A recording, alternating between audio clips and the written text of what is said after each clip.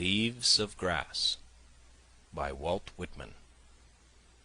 Book 3. Song of Myself. 1.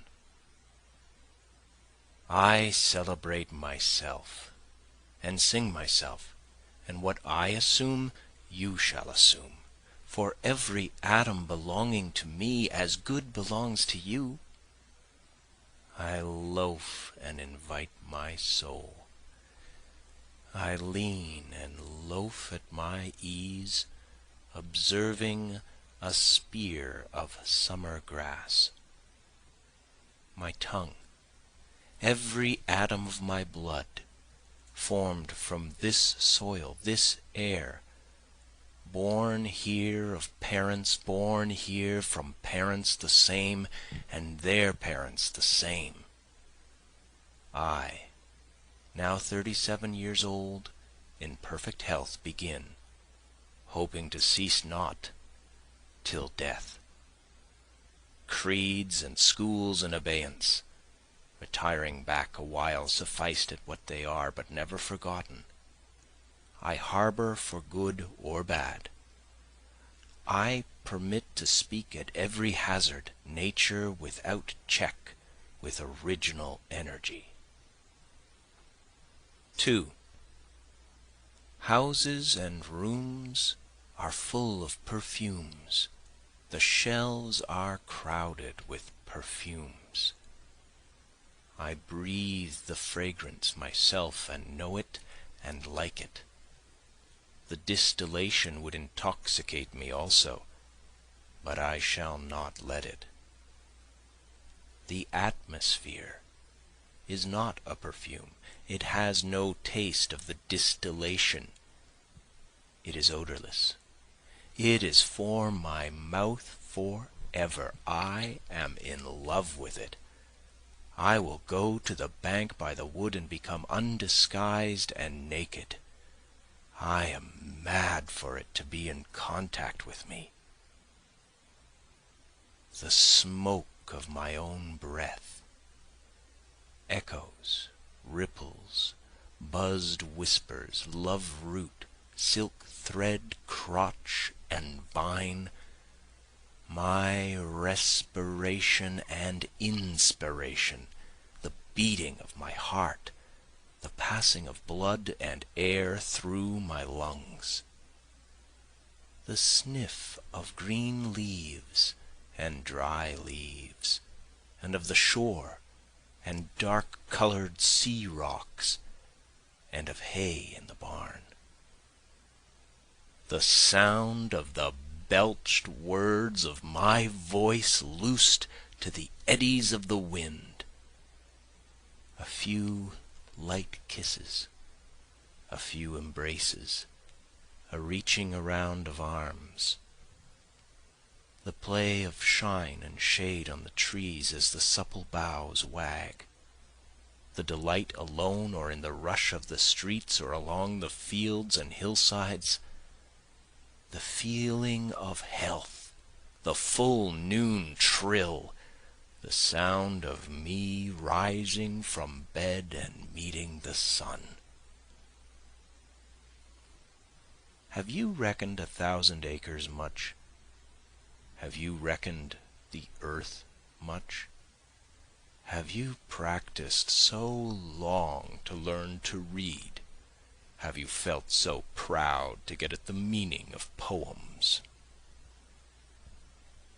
Stop this day and night with me, and you shall possess the origin of all poems. You shall possess the good of the earth and sun. There are millions of suns left. You shall no longer take things at second or third hand, nor look through the eyes of the dead, nor feed on the spectres in books. You shall not look through my eyes either, nor take things from me.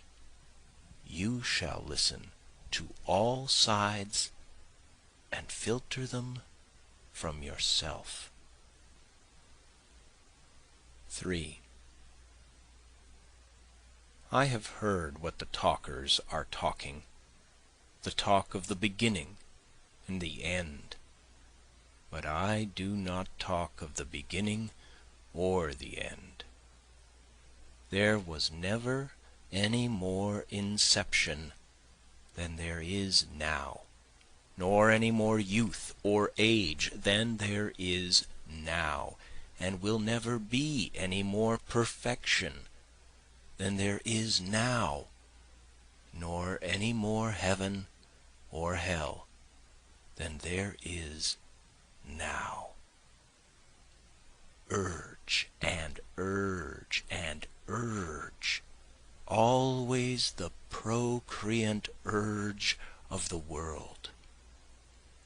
Out of the dimness opposite equals advance, always substance and increase, always sex, always a knit of identity, always distinction, always a breed of life. To elaborate is no avail. Learned and unlearned feel that it is so. Sure as the most certain sure, plumb in the uprights, well entreated, braced in the beams, stout as a horse, affectionate, haughty, electrical, I and this mystery, here we stand. Clear and sweet is my soul, and clear and sweet is all that is not my soul. Lack one, lacks both, and the unseen is proved by the seen, till that becomes unseen and receives proof in its turn. Showing the best and dividing it from the worst, age vexes age. Knowing the perfect fitness and equanimity of things, while they discuss, I am silent, and go bathe and admire myself. Welcome is every organ and attribute of me, and of any man hearty and clean. Not an inch, nor a particle of an inch is vile, and none shall be less familiar than the rest. I am satisfied. I see, dance, laugh, sing, as the hugging and loving bedfellow sleeps at my side through the night, and withdraws at the peep of the day with stealthy tread, leaving me baskets covered with white towels, swelling the house with their plenty. Shall I postpone my acceptation and realization and scream at my eyes that they turn from gazing after and down the road, and forthwith cipher and show me to a cent exactly the value of one and exactly the value of two, and which is ahead? 4. Trippers and askers surround me, people I meet, the effect upon me of my early life, or the ward and city I live in, or the nation, the latest dates, discoveries, inventions, societies, authors, old and new, my dinner, dress, associates, looks, compliments, dues, the real or fancied indifference of some man or woman I love, the sickness of one of my folks, or of myself, or ill-doing, or loss, or lack of money, or depressions, or exaltations, battles, the horrors of fratricidal war, the fever of doubtful news, the fitful events, these come to me days and nights and go from me again, but they are not the me myself. Apart from the pulling and hauling stands what I am, stands amused, complacent, compassionating, idle, unitary, looks down, is erect, or bends an arm on an impalpable certain rest, looking with side-curved head, curious what will come next, both in and out of the game, and watching and wondering at it. Backward I see in my own days where I sweated through fog with linguists and contenders. I have no mockings or arguments. I witness and wait. 5. I believe in you, my soul. The other I am must not abase itself to you, and you must not be abased to the other. Loaf with me on the grass. Loose the stop from your throat. Not words, not music or rhyme I want, not custom or lecture, not even the best. Only the lull I like, the hum of your valved voice. I mind how once we lay such a transparent summer morning, how you settled your head athwart my hips and gently turned over upon me and parted the shirt from my bosom bone and plunged your tongue to my bare stripped heart and reached till you felt my beard and reached till you held my feet. Swiftly arose and spread around me the peace and knowledge that pass all the argument of the earth, and I know that the hand of God is the promise of my own, and I know that the Spirit of God is the brother of my own, and that all the men ever born are also my brothers, and the women my sisters and lovers, and that a kelson of the creation is love, and limitless are leaves stiff or drooping in the fields, and brown ants in the little wells beneath them, and mossy scabs of the worm fence, heaped stones, elder, mullein, and pokeweed.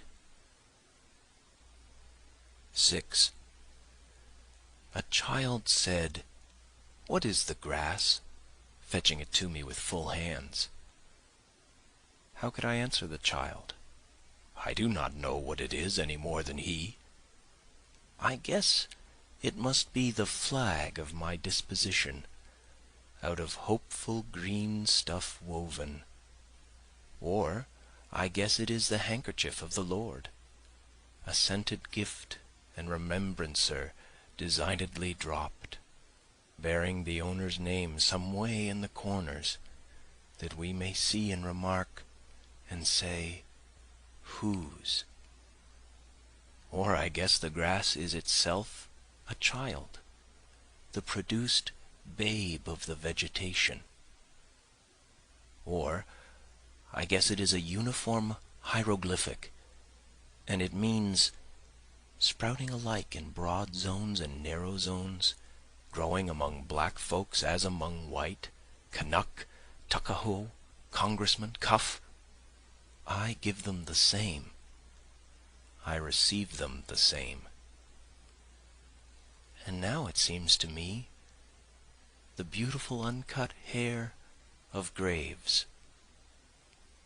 Tenderly will I use you, curling grass. It may be you transpire from the breasts of young men.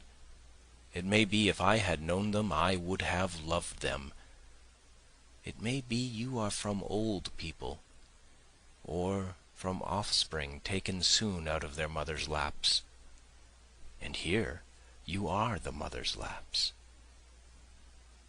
This grass is very dark to be from the white heads of old mothers, darker than the colorless beards of old men, dark to come from under the faint red roofs of mouths, Oh, I perceive after all so many uttering tongues, and I perceive they do not come from the roofs of mouths for nothing.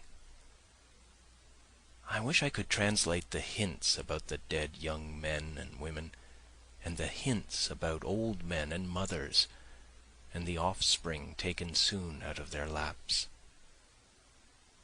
What do you think has become of the young and old men? And what do you think has become of the women and children? They are alive and well somewhere. The smallest sprout shows there is really no death, and if ever there was, it led forward life, and does not wait at the end to arrest it, and ceased the moment life appeared. All goes onward and outward, nothing collapses, and to die is different from what anyone supposed, and luckier. 7. Has anyone supposed it lucky to be born? I hasten to inform him or her it is just as lucky to die, and I know it. I pass death with the dying and birth with the new-washed babe, and am not contained between my hat and boots, and peruse manifold objects, no two alike, and every one good. The earth good, and the stars good, and their adjuncts all good. I am not an earth, nor an adjunct of an earth. I am the mate and companion of people, all just as immortal and fathomless as myself. They do not know how immortal, but I know. Every kind for itself and its own, for me, mine, male and female. For me, those that have been boys, and that love women. For me, the man that is proud, and feels how it stings to be slighted. For me, the sweetheart, and the old maid. For me, mothers, and the mothers of mothers. For me, lips that have smiled, eyes that have shed tears. For me, children, and the begetters of children. Undrape! You are not guilty to me, nor stale, nor discarded. I see through the broadcloth and gingham, whether or no, and am around, tenacious, acquisitive, tireless, and cannot be shaken away.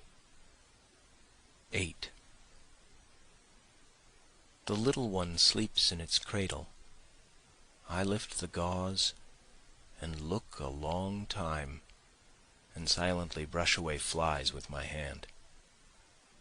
The youngster and the red-faced girl turn aside up the bushy hill. I peeringly view them from the top. The suicide sprawls on the bloody floor of the bedroom.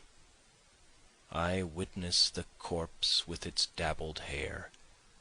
I note where the pistol has fallen.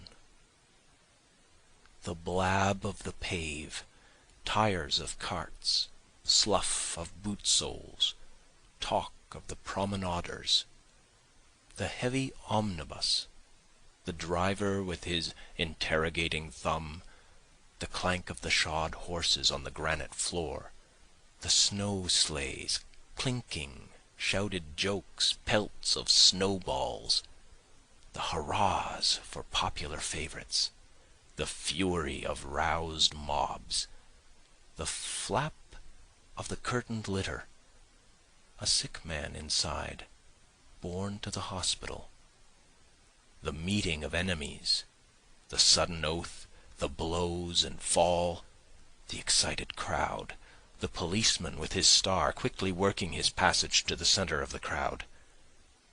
the impassive stones that receive and return so many echoes. What groans of overfed or half-starved who fall sunstruck or in fits. What exclamations of women taken suddenly who hurry home and give birth to babes.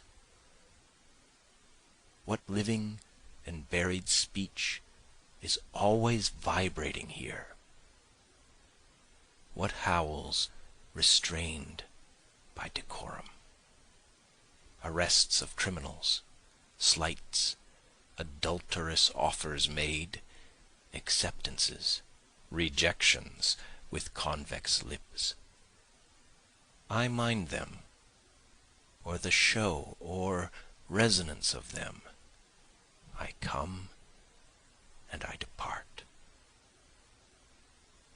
The big doors of the country barn stand open and ready. The dried grass of the harvest time loads the slow-drawn wagon. The clear light plays on the brown, gray, and green intertinged. The armfuls are packed to the sagging mow. I am there. I help. I came stretched atop of the load. I felt its soft jolts. One leg reclined on the other. I jump from the crossbeams and seize the clover and timothy and roll head over heels and tangle my hair full of wisps. 10. Alone, far in the wilds and mountains, I hunt, wandering amazed at my own lightness and glee. In the late afternoon, choosing a safe spot to pass the night, kindling a fire and broiling the fresh-killed game, falling asleep on the gathered leaves with my dog and gun by my side. The Yankee clipper is under her sky sails. She cuts the sparkle and scud. My eyes settle the land. I bend at her prow or shout joyously from the deck. The boatmen and clam diggers arose early and stopped for me. I tucked my trouser ends in my boots and went and had a good time. You should have been with us that day round the chowder kettle. I saw the marriage of the trapper in the open air in the far west. The bride was a red girl. Her father and his friends sat near, cross-legged and dumbly smoking. They had moccasins to their feet and large thick blankets hanging from their shoulders. On a bank lounged the trapper. He was dressed mostly in skins. His luxuriant beard and curls protected his neck. He held his bride by the hand. She had long eyelashes. Her head was bare. Her coarse, straight locks descended upon her voluptuous limbs and reached to her feet. The runaway slave came to my house and stopped outside. I heard his motions crackling the twigs of the woodpile. Through the swung half-door of the kitchen I saw him, limpsy and weak, and went where he sat on a log, and led him in, and assured him, and brought water and filled a tub for his sweated body and bruised feet, and gave him a room that entered from my own, and gave him some coarse, clean clothes, and remember perfectly well his revolving eyes and his awkwardness, and remember putting plasters on the galls of his neck and ankles. He stayed with me a week before he was recuperated, and passed north. I had him sit next me at table. My firelock leaned in the corner. 11. 28 young men bathed by the shore. 28 young men and all so friendly. 28 years of womanly life and all so lonesome. She owns the fine house by the rise of the bank. She hides handsome and richly dressed aft the blinds of the window. Which of the young men does she like the best? Ah, the homeliest of them is beautiful to her. Where are you off to, lady? For I see you. You splash in the water there, yet stay stock still in your room.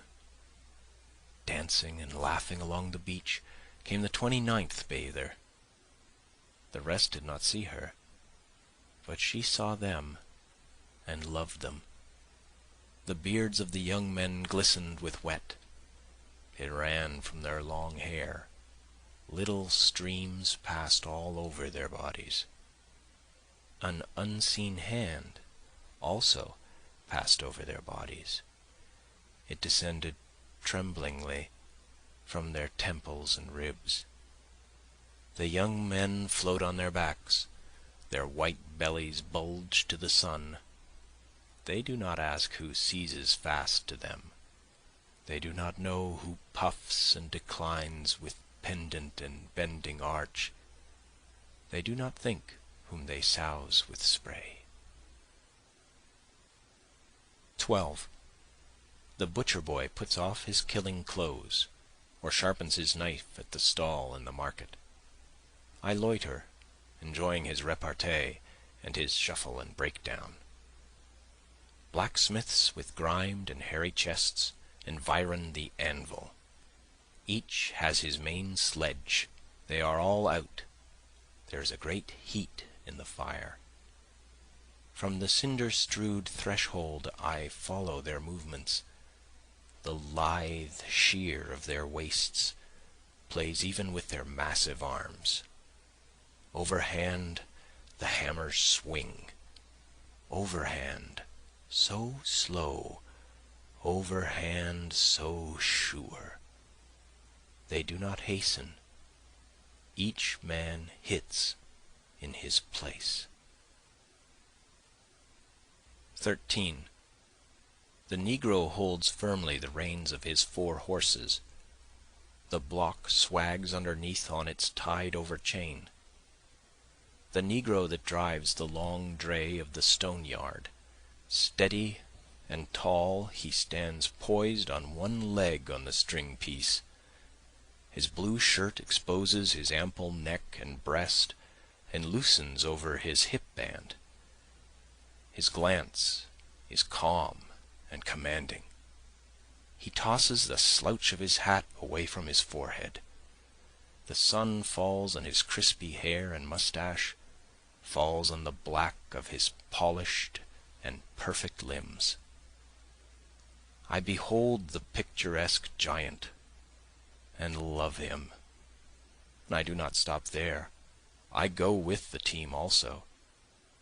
In me, the caresser of life, wherever moving, backward as well as forward slewing, to niches aside and junior bending, not a person or object missing, absorbing all to myself and for this song. Oxen that rattle the yoke and chain or halt in the leafy shade, what is that you express in your eyes?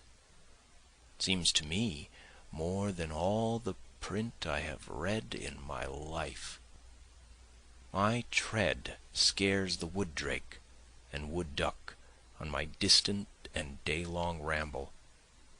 They rise together, they slowly circle around. I believe in those winged purposes, and acknowledge red, yellow, white playing within me, and consider green and violet and the tufted crown intentional, and do not call the tortoise unworthy because she is not something else, and the in the woods never studied the gamut, yet trills pretty well to me, and the look of the bay mare shames silliness out of me.